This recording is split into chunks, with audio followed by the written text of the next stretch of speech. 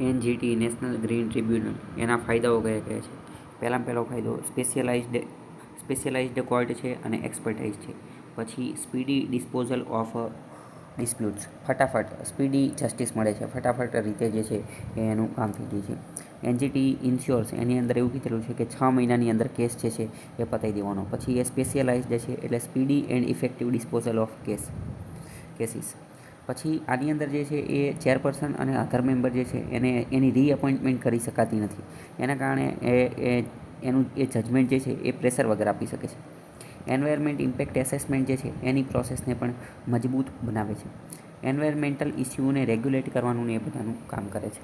પછી એન્વાયરમેન્ટલ પ્રોટેક્શનને ધ્યાન આપે છે, એન્વાયરમેન્ટલ કન્ઝર્વેશનને ધ્યાન આપે છે, એન્વાયરમેન્ટલ વાયોલેશનને અટકાવે છે, સસ્ટેનેબલ ડેવલપમેન્ટને પ્રમોટ કરે છે, પબ્લિક પાર્ટિસિપેશનને જે છે એ પણ પ્રમોટ કરે છે. કારણ કે પબ્લિક પાર્ટિસિપેટ કઈ રીતે કરશે તો કે એનજીટીની અંદર જે છે એ કોઈપણ વ્યક્તિઓ કમ્પ્લેન કરી શકે છે, રેઇઝ કન્સર્ન કરી શકે છે. પછી રેગ્યુલર કોર્ટ કરતાં ઓલ્ટરનેટિવ તરીકેનું કામ કરે છે. સ્પીડી જસ્ટિસ આપે છે, સાથે સાથે કોસ્ટ ઇફેક્ટિવ, પૈસા પણ ઓછા થાય છે એની અંદર.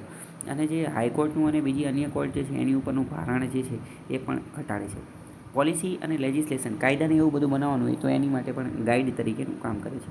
જ્યુડિશિયલ પ્રિસિડેન્સ તરીકેનું પણ કામ કરે છે. આની અંદર ચેલેન્જીસ, ઇસ્યુ, સમસ્યા કઈ કઈ છે? તો પહેલું તો એ છે કે આ એનજીટી જે છે માત્ર અને માત્ર રિકમેન્ડેશન, ભલામણ આપી શકે છે પનિશમેન્ટ માટેની, એ બધા માટેની. એની માટે એનું અમલીકરણ કરવા માટે એની પાસે કંઈ ખાસ છે નહીં. બીજું, એને ફંડ માટે અને એ બધા માટે જે છે એ અમલીકરણ માટે ને એ બધા માટે સરકાર ઉપર આધાર રાખવો પડે છે. આ ઉપરાંત બીજી વાત કરીએ તો એને ડેટા માટે ને એ બધી વસ્તુ માટે પણ સરકાર ઉપર આધાર રાખવો પડે.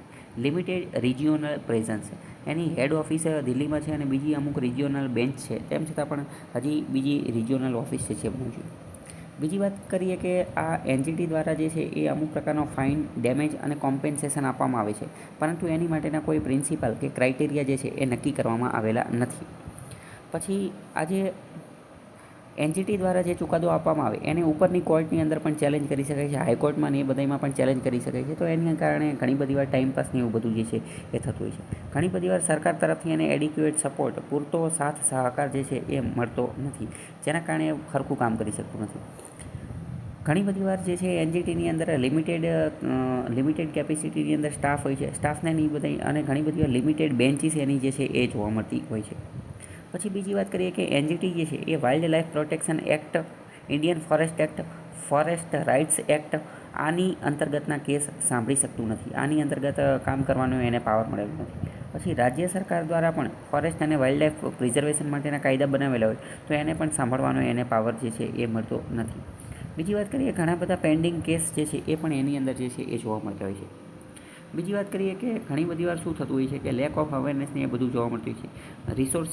રિસોર્સિસ કન્સ્ટ્રેન્ટ, એટલે કે આની અંદર રિસોર્સિસ પણ ઘણી બધી વાર એની પાસે જે છે એ ઓછા હોય છે. ફંડ, મેન પાવર, કેપેસિટી, ટ્રેનિંગને એ બધું પણ ઓછું હોય છે. અમલીકરણ માટેની સમસ્યા જે છે એ જ પણ જોવા મળે છે. બીજી વાત કરીએ કે આજે એનજીટી જે છે એ તો એને સિવિલ કોર્ટની સત્તા આપવામાં આવેલું છે, પરંતુ ક્રિમિનલ જ્યુરિસ્ડિક્શન જે છે એ ખૂબ જ સીમિત છે. ઘણી બધી વાર આ એક્સપર્ટ લોકો જે છે એ ઘણી બધી વાર જે છે એક જે લાયબિલિટી જે છે એ બની જતા હોય છે અથવા લિમિટેશન બની જતા હોય છે. ઘણી બધી વાર આની અંદર હવે બીજી વાત કરીએ કે બધા એક્સપર્ટ લોકો બેઠા હોય છે, તો ઘણી બધી વાર આનું કામકાજ જે છે એ ખૂબ જ કોમ્પ્લેક્સ, ગૂંચવણવાળું અને ટેકનિકલ એસ્પેક્ટને વધારે ધ્યાને લઈ અને બનાવવામાં આવતું હોય છે, જે સામાન્ય માણસની સમજથી પરે હોય છે. તો કોમ્પ્લેક્સિટી અને ટેકનિકાલિટી. એન્ફોર્સમેન્ટ ગેપ, ઘણી બધી વાર એનજીટી તો અમુક ગાઈડલાઇન, ઓર્ડર, જજમેન્ટ અને એવોર્ડ જે છે એ ઇસ્યુ કરી દે, પરંતુ એના અમલીકરણ માટે ઘણી બધી સમસ્યાઓ ઉદ્ભવતી હોય છે.